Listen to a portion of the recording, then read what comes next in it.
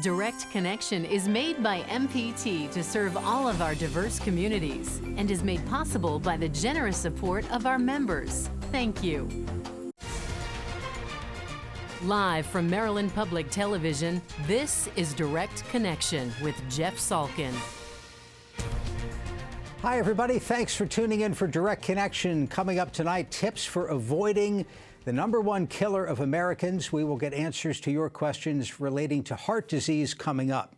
First tonight, millions of Americans have gotten the phone call, the IRS saying you owe money and you owe it now. Trouble is, it's a scam. It's the top scam of the moment, according to the Better Business Bureau.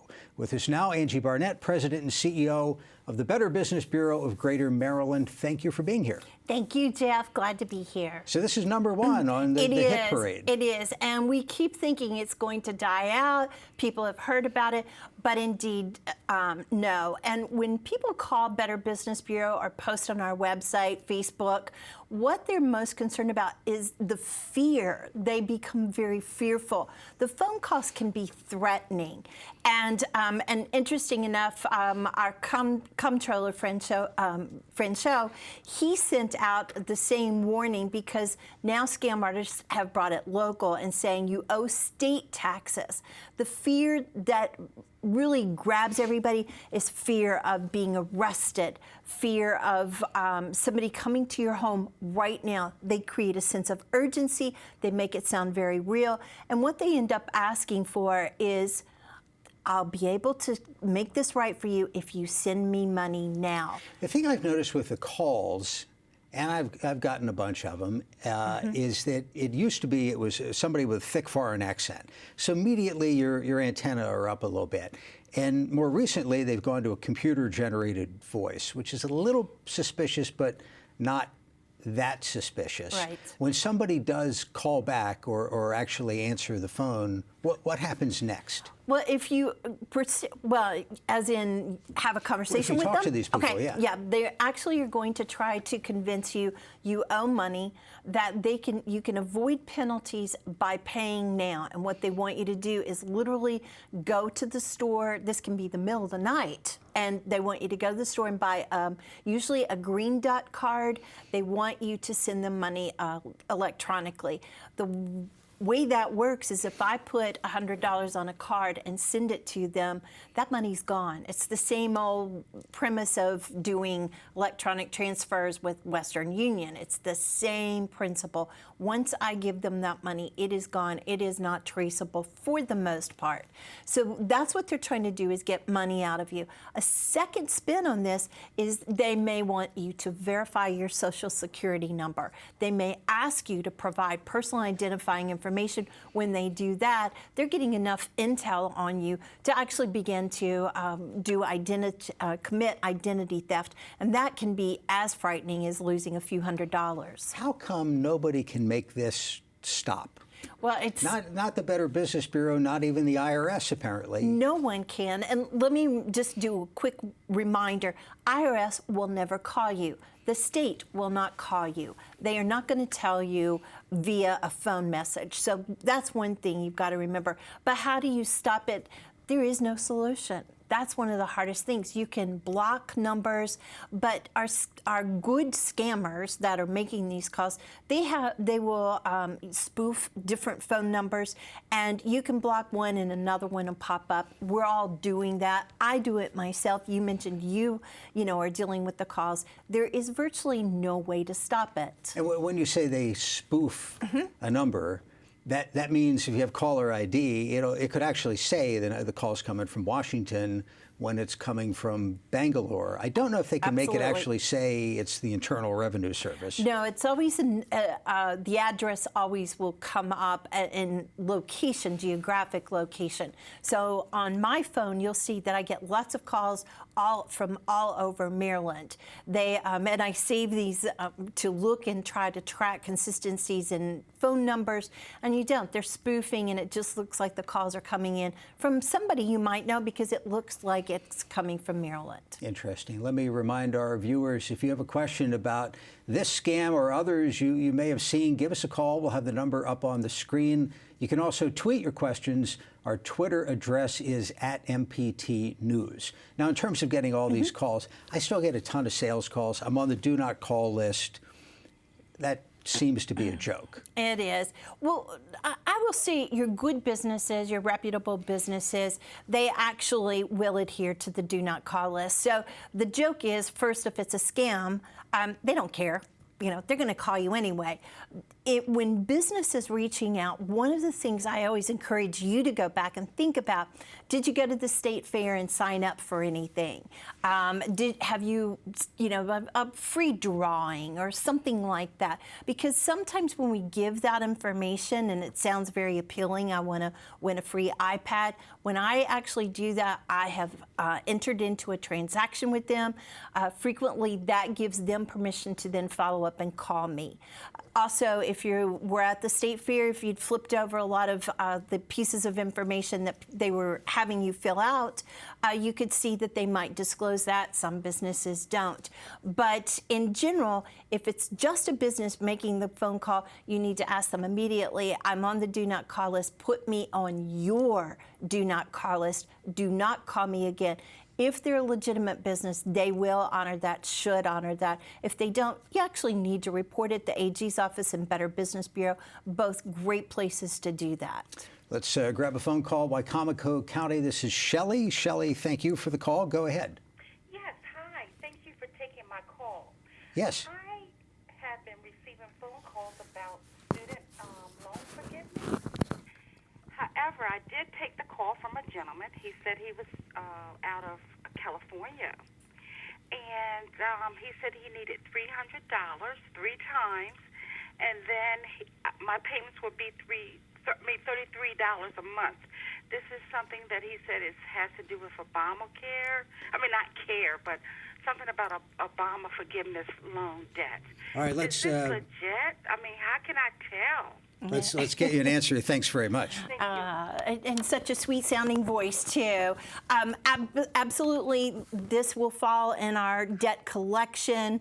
The phone calls that we get, this is not legitimate. Absolutely not. And how did she know? Immediately when they said, send us $300. If she had pursued it and asked how, they're going to again, wire us the money or do a green dot card, something like that. But this is very common. You're getting calls. And the thing is, people in their past have had payday loans. They're not good things, but some people needed quick cash, or they have various loans out, and they're just rolling the dice, scam artists, rolling the dice and just seeing, are you one of those? And they will hope that you fall for it. But it is not a legitimate, indeed, not a legitimate action, and I'm glad she did not pursue it any further. Thank you, Tim. Yeah. I wanted to ask, what else is happening? You have a list of scams. I do. I want to mention very quickly, one of the things that we were able to report earlier is a fun run. It's the birthday fun run, and what we found is on that fun run, it didn't exist. It was buy a Groupon for your registration ticket. They had a beautiful website. This fun run had places that they were going to hold these races all over the United States. We were tipped off by Hawaii, where it didn't happen. We followed up on the fun run that was going to occur here, contacted the stadium authority. They said, no, nobody's registered to have this run. And I bring this up because right now is a season when there's lots of charities that are hosting and sponsoring different kinds of competitive runs. Just want to remind people that make sure it's reputable. It's been here before. If it's a brand new one, look into it. Simply put in your browser the name of the run, complaints, see if anybody mentions it. But that's been a hot item. It was last year, and we've seen a resurgence of it. Fun runs that never exist. They just want your money, registration money. Wow, unbelievable. Let's take another call. Cecil County, this is Linda. Linda, thank you for the call. Go ahead. Hi. I was just wondering if they've set up any sting operations, taking the calls and, tracing the money through. Back to the IRS? Yeah, the IRS scams. Yeah, thank you very much. I think I just read recently about the Washington Post story about the Indian government busting a call center. That's just what I was about to say. The thing with this is you have to remember so many of these calls do not occur in the United States. And we know with technology today, they can route the calls and send them from one police ping to another, to another, to another. It is very challenging to actually trace it. And if you do, you have to have the cooperation of foreign agencies. So it is lucky if they do shut down one, and it's got to be, again, with a governance that and a country that actually wants to stop this themselves. So the sting operation makes it very challenging just because trying to find the real source of that number, it's very, very difficult to do. What's new at the Better Business Bureau? You're coming up on a big anniversary, I hear. Thank you for asking. Indeed, it's our next year, 2017, we'll be celebrating our 100th anniversary, a centennial of BBB's brand here in Maryland.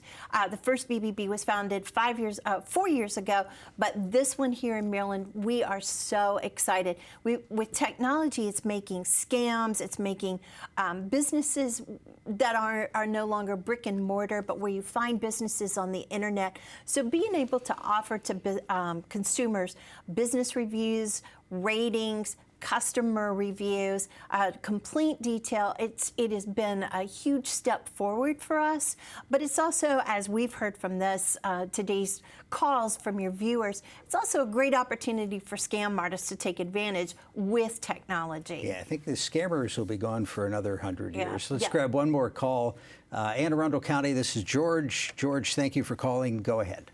Good evening. I was wondering whether there isn't something that the governor might, if there was enough public pressure, if the government couldn't pressure the phone companies to have some system where they could identify those companies that are displaying names that are false, so that whether it's a scam or the incessant credit card rate calls that we all get, so that we can then, somebody can trace them back to where the calls are coming from, and maybe somebody can actually be fined or go to jail. Great question. I appreciate that. I've had a similar thought that when somebody calls the house and it's a robo call, couldn't you intercept it somehow? Couldn't the phone company have a device that, like some websites do, to check if it's a human, where you have to press in a few numbers to complete the call? Yeah, I mean, that is a great question. Now, the FTC did do a great job on cracking down on the robocalls. Those were American-born. They were not from another country. The calls originated here, and those were the robocalls that we were getting all the time about your credit. And the FTC shut a lot of those down, and those were actually marketing companies that were very aggressive. They paid fines, they shut the businesses down, so there were consequences. The ones that are driving us all crazy and the ones that we have little opportunity to do anything about are the ones that are originating overseas, and that's the one that makes it a challenge. Angie Barnett of the Better Business Bureau, she cracks down on scams and customer complaints and the occasional fly in the studio. Very quick trigger. Thanks for stopping by. Thanks for having us, Jeff. I appreciate it. Coming up tonight, understanding and treating heart disease. We'll be right back. The MPT app puts our programs right at your fingertips, so you can choose when to watch, what to watch, wherever you want to watch it. Download it now.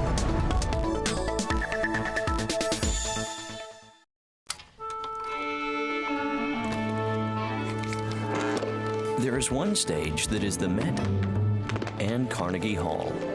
It is the Kennedy Center and a club in Austin.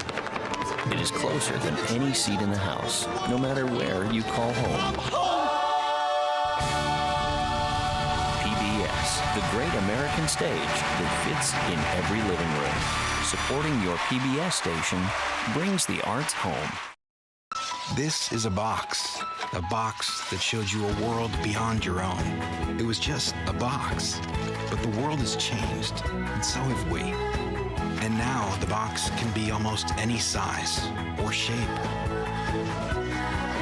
And you decide what you want to explore. Anytime, any place. Break out of the box with PBS.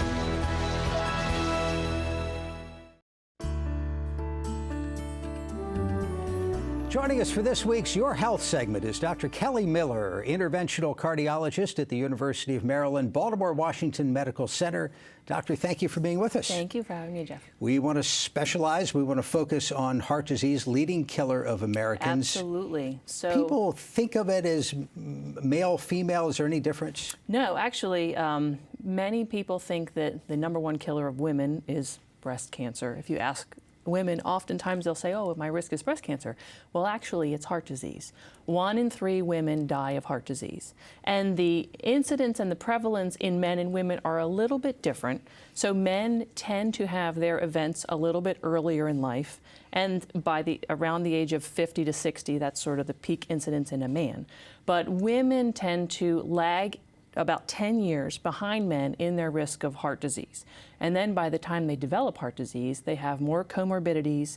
They have more kidney disease, they have more other vascular disease, they're older, they're frailer, and they actually tend to do worse. So it is not just a man's disease. Symptoms differ at all? So many people will say that, oh, women, they have totally different symptoms than a man. A man, you think about an elephant sitting on your chest or crushing sternal chest pressure with shortness of breath and jaw pain and down the arm. And many patients will come to me and say, well, it was my right arm, so I didn't come to the doctors. I thought it was only my left arm, and that's not true. So either arm. Some people describe it as very severe indigestion. Sometimes it goes to the back and is often associated with feeling sweaty, feeling nauseated, cold and clammy. All these symptoms happen in women too. Okay, so women, sometimes don't have just the chest pain like the elephant on your chest, but they often do. And a lot of times they have chest pain and they kind of say, oh, it's not, I can't be at risk for heart disease. This isn't my heart. But in fact, it can be. There are a whole bunch of factors that feed into making heart disease the number one killer. What are the top ones? So the things that you cannot change are you cannot change your age and you cannot change your family history. So having a strong family history, that is a first-degree relative, having a heart attack in a man before the age of 50 and a woman before the age of 60, that is a risk factor for heart disease. And when a patient comes to the office, nothing scares me more than them saying, my dad had a heart attack when he was 50 and my brother just had a heart attack and had stents put in. A strong family history is a very big risk factor. Age, certainly, the older we get, we can't change that. The older we get, the higher our risk of heart disease. But there are things you can change. So smoking is probably the number one thing that you can change. If you are smoking, stop smoking. Ask your doctor to try to help you quit. There are many medications that we use to try to help people quit smoking. Physical inactivity is a risk factor. And then there are other risk factors such as hypertension or high blood pressure, high cholesterol, and diabetes. And diabetes is such a strong risk factor for heart disease that by the time a patient has had diabetes for about 10 years, it's not a question of do they have heart disease, it's how bad is their heart disease. So we need to treat patients with diabetes as aggressively as someone who already has established coronary artery disease. Let's grab a phone call from Baltimore County. This is John. John, thank you for calling. Go ahead. Yes, hello, doctor. I'm 80 years old, and I had bypass 6 years ago, and I'm doing fine up to this point. But then my doctor doesn't tell me anything. But she said I may have to have an angioplasty. Is that another operation? Thank you for calling. So angioplasty is basically where we go in through either an artery in the wrist or an artery in the groin and put in small hollow tubes called catheters and inject X-ray dyes in your arteries, X-ray dye into your arteries, and see where the blockages are and how bad the blockages are. Now, you've probably already had a catheterization if you've undergone bypass surgery, because that's the first thing they do to determine how severe the heart disease is. And sometimes we treat it with stents, and sometimes we treat it with bypass, and sometimes we just treat it with medications. So if you have already had bypass, the likelihood is that if you are having symptoms of angina, and angina is just the word we use for cardiac chest pain, and sometimes angina is not chest pain or chest pressure, Could be shortness of breath with physical exertion. That could be a sign that your heart's not getting enough blood. So if you are now having a new symptom after bypass, then yes, you may indeed need further testing and a catheterization, and perhaps a cardiac stent would help you with your symptoms. And interventional cardiologists, that's what you do? That's what I do. So okay. I take care of people sort of both with stable coronary artery disease, like our caller, but also in the throes of a heart attack. So if somebody comes to the hospital having chest pain, having evidence that their heart muscle is not getting enough blood because there is a blocked heart artery, that's where I come in. So, you told me something interesting before, that your hospital is the closest to BWI Airport, and you get patients who have had heart attacks at the airport, and in many cases have been saved by the defibrillators that are scattered all through the terminal. Yes. So about 1 in every 34 seconds, statistics say someone has a heart attack in the United States. And I tell patients that a third of people don't make it to the hospital. They actually, it's not the heart attack that kills them, but it's the rhythm disturbance that accompanies the heart attack. Their heart goes into ventricular fibrillation, and that's what kills them. So a third of patients who have a heart attack don't make it to the hospital. They actually die in the field. The heart hasn't stopped beating, it's beating incorrectly. So it beats so fast that it's essentially not effectively circulating blood, and then there's no blood pressure, and then the patient dies. And that's where defibrillators come in. So the defibrillator can detect this abnormal heart rhythm and actually shock the patient to get them out of this abnormal heart rhythm and save their life. And you need somebody who knows how to do it, but it's not hard to learn how to do it. AEDs are not difficult to use. I mean, they're pretty much, there's a button, there's prompts, you just follow the prompts.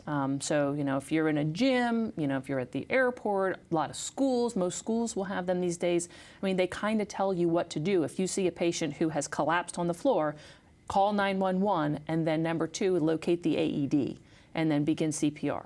Interesting to think how many people might have been saved by the AEDs that were installed years ago at the airport over a long time span. A lot. It happens not infrequently. Let's take a phone call from Anne Arundel County. This is Greg. Greg, thanks for the call. Go ahead. Yes, doctor. I'd like to ask you about the use of salt. I'm a 60-year-old man, and I use a lot of salt. My blood pressure usually runs about 110/70 to 120/80. I'm physically very active, and I just had a physical when I turned 60, and the only thing they found out I had elevated cholesterol. Should I continue eating salt the way I've always been all my life, or should I cut down on that? Greg, thank you. We'll get you an answer on the air. He's really hoping you're going to say have all the salt you want. Well, actually, some people are very salt sensitive related to high blood pressure. So there are a lot of people who have high blood pressure who are very salt sensitive. If you have conditions such as congestive heart failure, you would be very salt sensitive potentially, and we certainly recommend not to add salt if you have congestive heart failure, and limit your intake of salt to no more than 2,000 milligrams per day. But changing your salt intake is probably not going to alter your cholesterol all that much. If your blood pressure is normal and you don't have heart failure, I would try to limit your salt to no more than 2,000 milligrams per day and read labels. But other than that, it's okay, I think, to a little bit to salt your food. Let's focus on exercise a little bit. Certainly you want to see more physical activity. Some people maybe get older, are concerned that that could precipitate a heart attack instead of helping to prevent one. Yes. So I think before beginning an exercise program, it's important to speak with your doctor. So to identify your personal risk of coronary artery disease, because you may be at higher risk than you think you are. So, age, blood pressure, cholesterol, diabetes, all these things need to be looked at to individualize your medical treatment. And then if you want to start an exercise program, sometimes we do recommend that we actually do a treadmill stress test in the office and see what you can do and what your exercise capacity is, and from that point forward, direct your exercise a little bit better. Are there different types of stress tests in terms of how difficult, how invasive? So the most common type of a stress test is just a run on the treadmill and watch your EKG type of stress test. But For some people who cannot exercise or some people who have abnormal EKGs to start with, that's not the best test. Sometimes we use a chemical to simulate exercise or basically open up the blood vessels, and we give them a radioactive tracer that goes where the blood flow goes. And then we take pictures of the heart and compare the pictures at rest and with stress. So that's called an exercise nuclear stress test or a chemical stress test, nuclear stress test. Let's grab one more phone call from Montgomery County. This is Ken. Thank you for the call. Go ahead. Hi. Yeah, I have mitral valve prolapse with significant regurgitation, and I've heard about minimally invasive valve replacement. What can you tell me about that, or my possibilities for that? We'll get you an answer. Good luck, Ken. Thank you.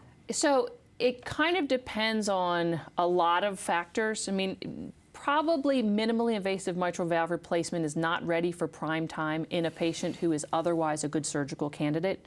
And the same goes for, actually, I know you've had Dr. Brad Taylor on the show before. We talked about trans-aortic catheter-based valve replacement. Probably for someone who's a good surgical candidate otherwise, a traditional surgery is probably their best option. But, you know, if there are risk factors that make you too high risk for surgery, then that may be an option. Very good. Dr. Kelly Miller is an interventional cardiologist at the University of Maryland's Baltimore-Washington Medical Center. Thank you for coming in. Thank you for having me. Appreciate it. We are back Thursday at this time with Your Money in Business, and then join us Friday for State Circle and the latest on Maryland politics. Be sure to follow us on Twitter at MPT News and look at our videos online, video.mpt.tv. For all of us at MPT, thanks for watching and have a good night.